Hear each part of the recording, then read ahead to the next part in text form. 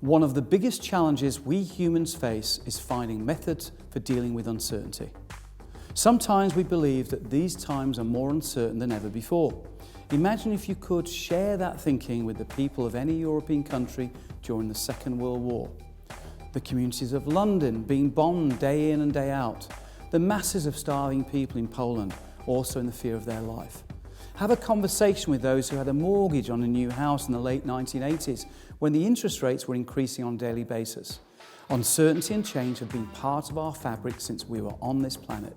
It's just the context that changes. Take a few minutes to undertake a scan of your life so far. Note down the moments when you were in control and not in control of some of the things that happened. What do you notice, particularly about your emotions? Is there a pattern? Does this pattern lead to a better outcome for you? What would you do differently? I saw a new TV series advertised on Netflix called Lenox Hill. It's about a team working in neurosurgery in an inner city New York hospital. And it took me into my own scan of working in the East End of London, Hackney Hospital, and the South of London at King's College many years ago. Wonderful people, highly skilled, helping those in deep need, your life in their hands. In hospitals like Lenox Hill, such cases are an everyday occurrence. Training, experience, a great team and the right equipment providing a fighting chance for many on the edge. Every effort goes into supporting and saving every person that connects with Lenox Hill. It's a demonstration of how fragile and important human life is. Observing how great teams work in harmony in a life-death situation. Whilst there's much known, there are things to trip the team up at Lenox Hill at every operational procedure. Surprises or unexplained events. One thing's for sure, it's no good panicking or freezing when someone's brain is open on an operating table. Great planning is so important, but so is the need to accept the certainty of uncertainty. This is a term I started to use a long time ago, but now seems more useful given the environmental conditions we now face. Anyone who's watched the Bear Grylls show will know that adaptability serves him well in difficult and uncertain conditions. His catch cry, improvise, adapt, overcome, is a powerful anchor which enables him to deal with whatever comes his way. Have you noticed how calm he is? He's practicing dealing with uncertainty. Notice that he's calm and relaxed so he can adapt much more effectively. The more you can adapt, the easier it is to deal with the curveballs that are thrown your way. If I had to pick one survival skill to follow me through life and through these expeditions and adventures, it's that dogged determination, that tenacity, that never say die, he says. Whatever's being thrown at you, you're going to keep moving. It's helped me many times and maybe in some small way it can help you, he says. That fire inside is something we all have, but it gets covered over by the fluff of life. But it's there and you've got to learn to trust it. And at the heart of it, it's about tenacity, never giving up. Okay, let's not assume for one moment that Bear is dealing with total uncertainty. When he's faced with an uncertainty, he tunes into the things he has control of. He knows that being calm and being observant is critical, as are grabbing hold of his past roadmaps, which he applies in the new challenge he faces. That's exactly what all human beings can do. The difference is that Bear is excited by unfamiliar situations where he has to apply skills he has and/or build new skills. Have you ever thought about how your mind changes when you're in an uncertain zone? For example, what changes occur in the brain when we move from reading the notes on a musical stave to moving into a zone of improvisation? Or how did you feel when you started the journey of undertaking this module? Or how do you feel when you have to undertake a big presentation? Or how will you be in your first penalty shootout? One of the techniques that can help in building strength in dealing with uncertainty is surprisingly working on your creative skills. When we go into a creative space, we remove self-observation and self-monitoring. We look outwards. Brain activity also shifts from the frontal areas responsible for more logical and sensible thoughts to the back of the brain. Other things happen too. Lower brain signaling chemicals, noradrenaline, seem to open up the communication networks in the brain. Using different rhythms of the day seem to help too. Talking to some of the world-class creative people I know, they seem to have this connection with feeling when it's worth writing, developing, or building something new. Now take a look at this quote from an anonymous young musician who started to break free from his previously structured musical repertoire. I move into a world where I have no fear. Everything slows down, all the noise disappears, everything is in flow. Imagine how comfortable this young musician would become in the future when performing with lots of different people, lots of different places, lots of different pieces. He was challenging himself to be out of his comfort zone. Now, just like Bear Grylls' out of the comfort zone will be his comfort zone. Okay, back to hospitals.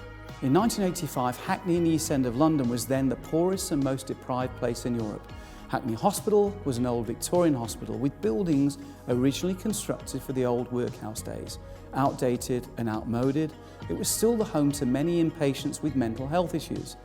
The amazing staff did their best in juggling new methods of caring, new legislation in mental health, and the plans to close Hackney Hospital along with many old institutions and asylums.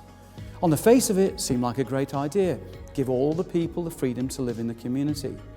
Only those who met the requirements of the new Mental Health Act of 1983 would be in inpatient facilities, and typically for short periods of time. Parallel strategies were to be adopted and adapted in many other countries, including Australia. During the planned closure of these large mental institutions in London, an analysis was undertaken on the views of the current hospital inpatients. Incredible as it seemed, the majority were unhappy about being given the opportunity to live in beautiful homes in the city. Of course they were unhappy. Many elements of this care in the community programme were a disaster because these human beings had become institutionalised, knowing that every morning they'd get up in the same place, have the same process, have the same experience with the same people. The experts thought that the inpatients were being provided with skills to adapt. How ludicrous. 20 years of living one way and a few skills offered to be ready for the outside world? Do you notice the parallel? Our next period of life looks rather interesting then, doesn't it? How much control have we got? How much control have we lost? How do we deal with this? When we're in control of the change, everything's just fine. When we're not in control or feel like we're not in control of the change, deep anxiety can set in. Now, I often hear people describing themselves and others as control freaks. It's a rather derogatory term, yet truthfully as human beings, we all want to be in control of our own destiny. In the Journal of Anxiety Disorders, R.N. Carlton defines the fear of the unknown as an individual's propensity to experience fear caused by the perceived absence of information at any level of consciousness or point of processing. He also defines intolerance of uncertainty as an individual's dispositional incapacity to endure the aversive response triggered by the perceived absence of salient, key, or sufficient information and sustained by the associated perception of uncertainty. Fascinating ironic that the very thing the care in the community strategy was established to impact had the opposite effect in many instances. Now we know more. We know that we are hardwired to move into survival mode when facing uncertainty. We need to learn from such experiences. Now you, as a coach, you as a leader of a team, has the opportunity to harness your people to get ready for the next stage of the journey. A journey which will undoubtedly include plenty of uncertainty. So how do we deal with this? We become better at knowing what uncertainty feels like and how we work individually and as a team to tackle it. This is a reality. When COVID emerged, and as all nations around the world managed the situation using markedly different approaches, Australia seemed to manage it fairly successfully, although the country had its own COVID roller coaster to deal with. We thought we had it under control. Then the outbreak in Victoria, leading to those poor people experiencing a 2-month lockdown. As we thought that COVID was once more being managed, the insipid infection emerged again, this time locking thousands of people down in the northern beaches of New South Wales.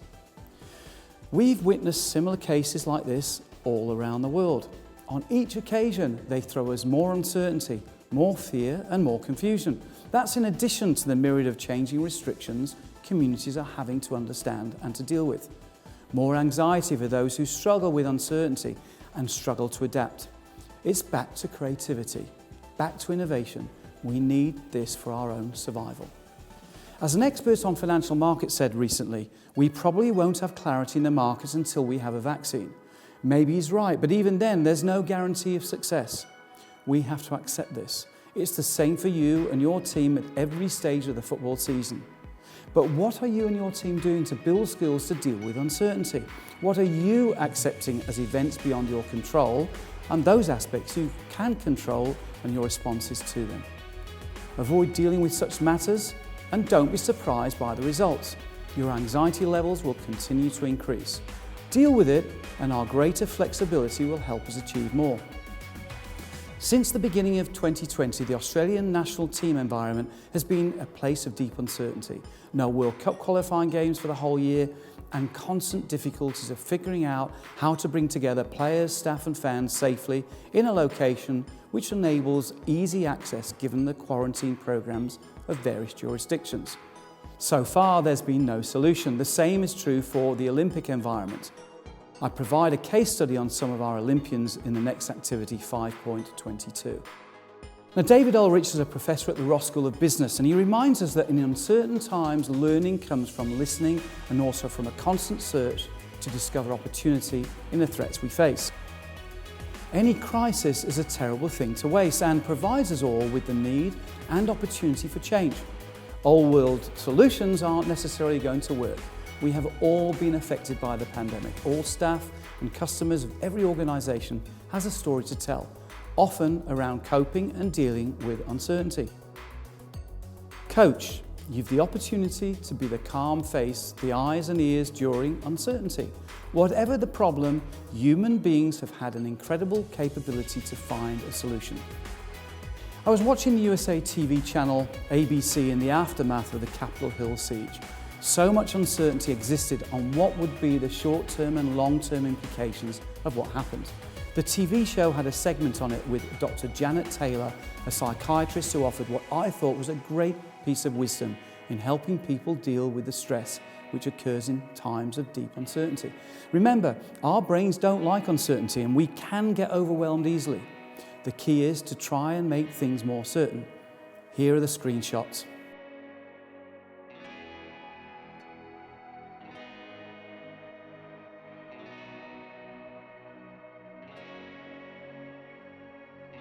As a coach, are you going to contribute positively to help create a positive path and give clarity and meaning for dealing with an uncertain environment? Or are you going to create more noise about the uncertainty? Are you going to be able to present some new measures of success and celebrate them, however small? Now, coach, you're a leader and your success will come from your attitude to uncertainty and how you engage those that see you and need you to be their leader.